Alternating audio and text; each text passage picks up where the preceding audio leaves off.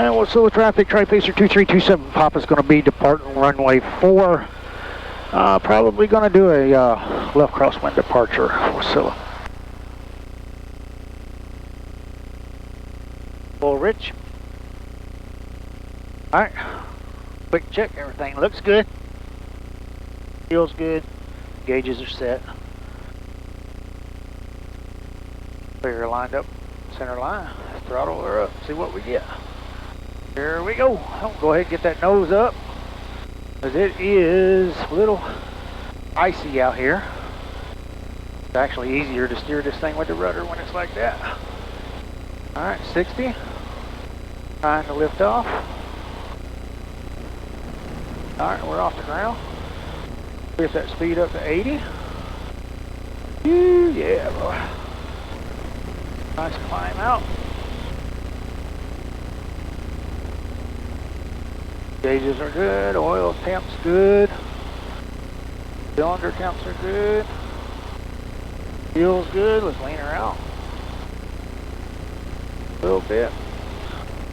Makes her a little happier when I do that. Wasilla traffic, 2327 Papa, turning left crosswind, 04 at Wasilla.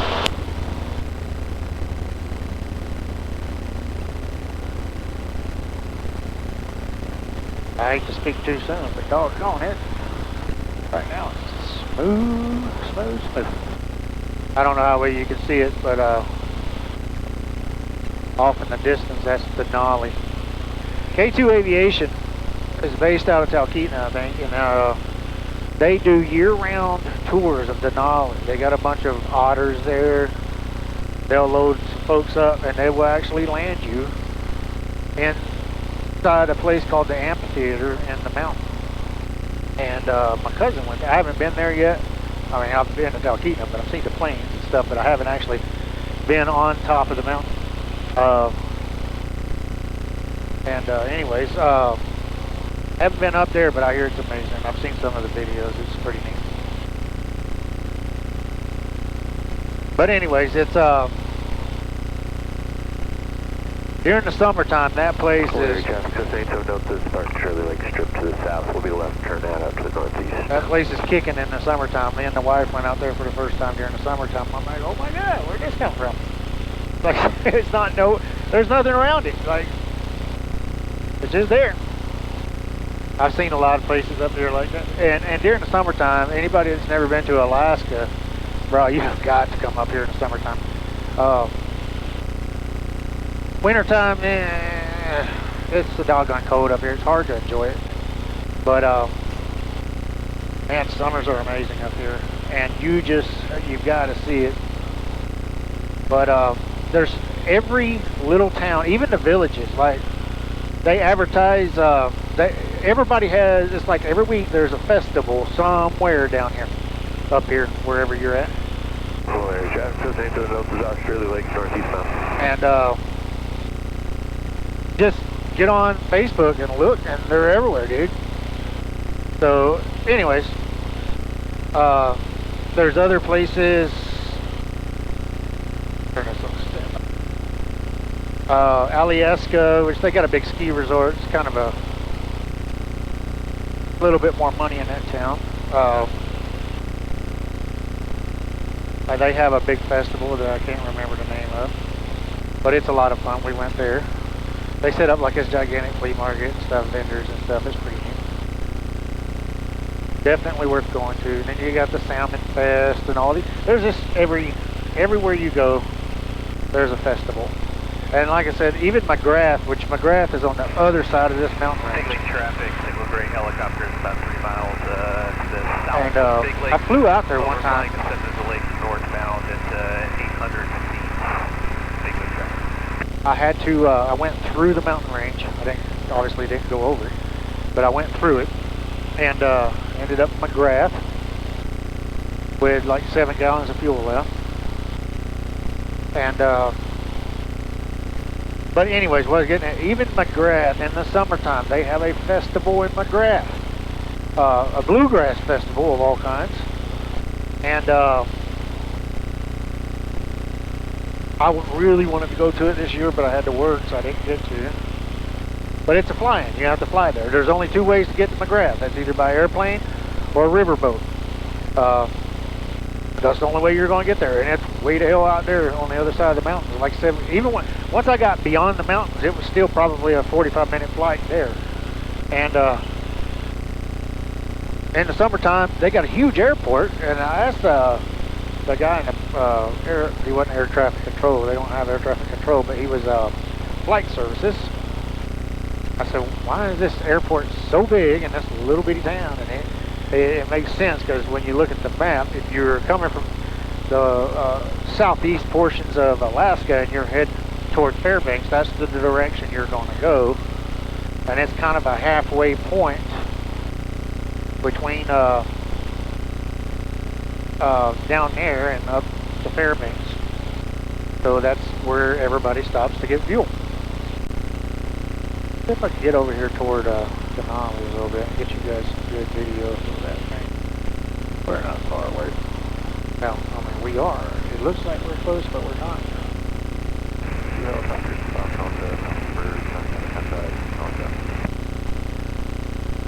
I don't know how close we can get.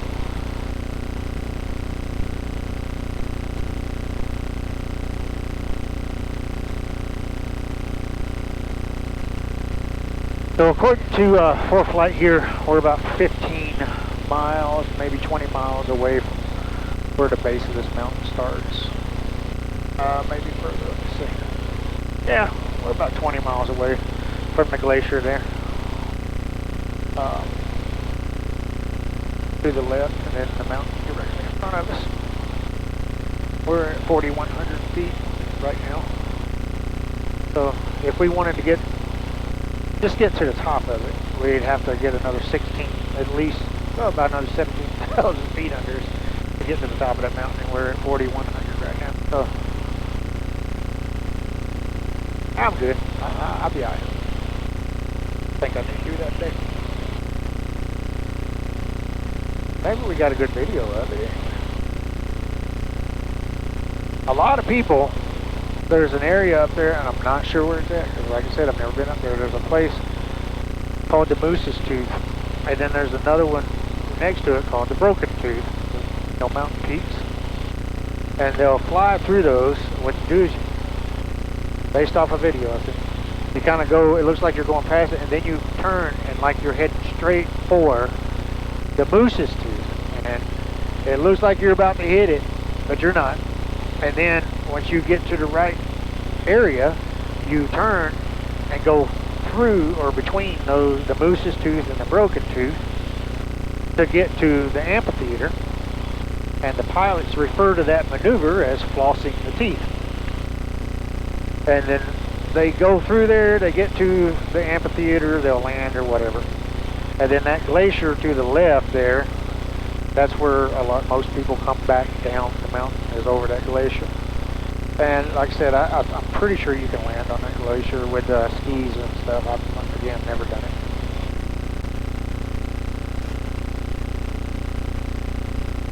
That's a big rock.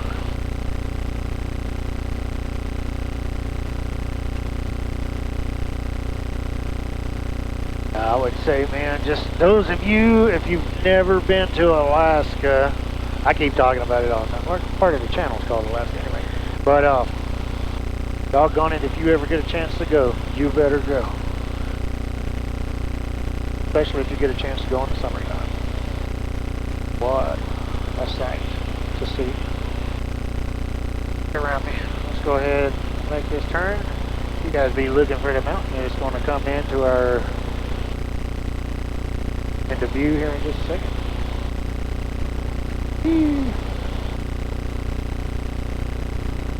She is right there, guys. Is the Denali right there. Look at that big guy. What a mountain.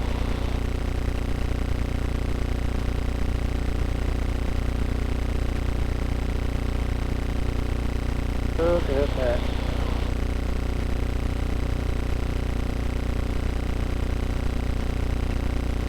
Wow. Always amazing.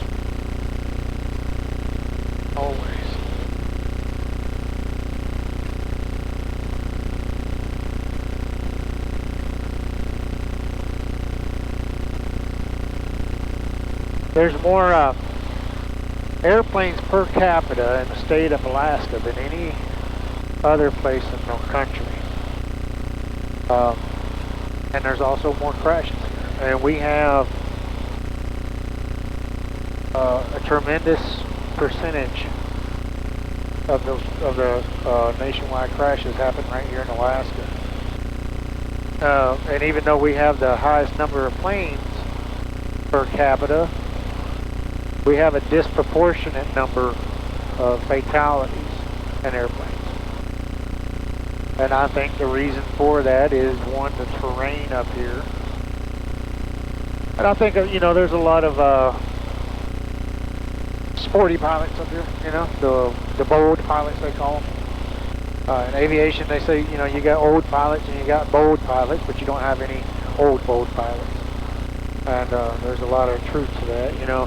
But they bring these Super Cubs out and they're high-speed airplanes, and you know, they're out here pushing those planes, really pushing them to their limits, just to see what they can do. And unfortunately, a lot of them pay a heavy price for that.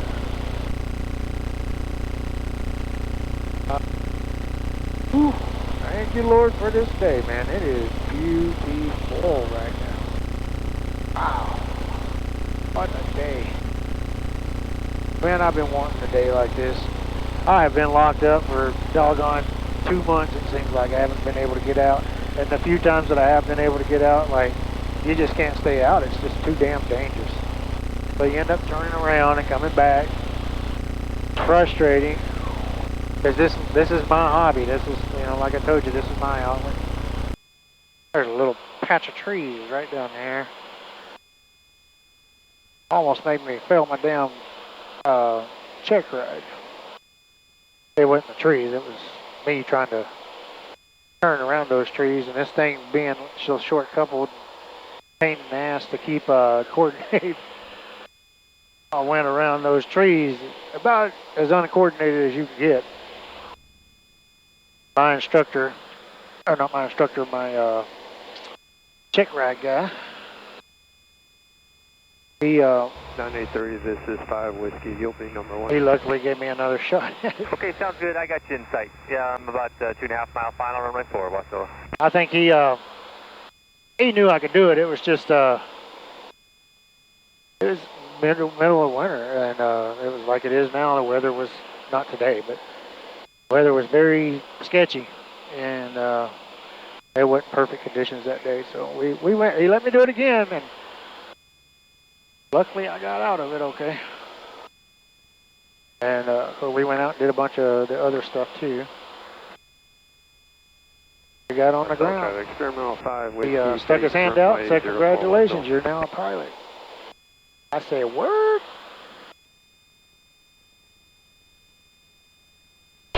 What's the traffic? Tri-Pacer 2327 Papa's over Lake Lucille. I'm going to be joining the downwind for 04. Current altitude is 1,800 feet and descending. What's up?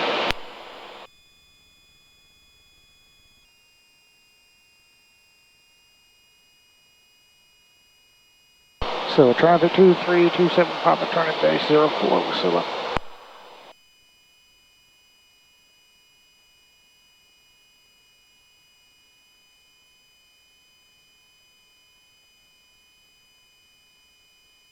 I find a damn error. And 27 Papa short 04. Alright, here we go. Carb heat is out. Short final, slow her down, get down to 80. Full flaps. A bit of throttle. Push that carb heat back in. There we go. Right where we want to be. Lined up. Keep her lined up. Little high. Little high. Start leveling out. 70. Well.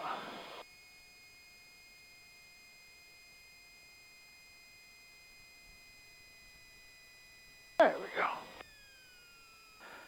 Perfect day to fly. I appreciate you guys joining me and sticking with me, and God bless, and we'll see you out there again. So long.